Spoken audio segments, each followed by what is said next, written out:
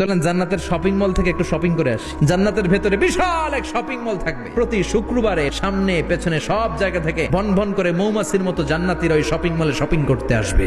ইচ্ছে মতো দেদারসে পোশাক কিনবে, ইচ্ছে মতো শপিং করবে, টাকা দেয়া লাগবে না, ক্রেডিট কার্ড লাগবে না। সুবহানাল্লাহ পড়েন। জান্নাতে যারা ঢুকবে তাদেরকে রেশমের তৈরি পোশাক দিয়ে পোশাক বানিয়ে দেওয়া হবে। সবুজ মিহি সিল্কের রেশমি কাপড় দিয়ে ড্রেস আপ করা হবে, যেটার মধ্যে স্বর্ণ দিয়ে এমব্রয়ডারি করা ডিজাইন থাকবে।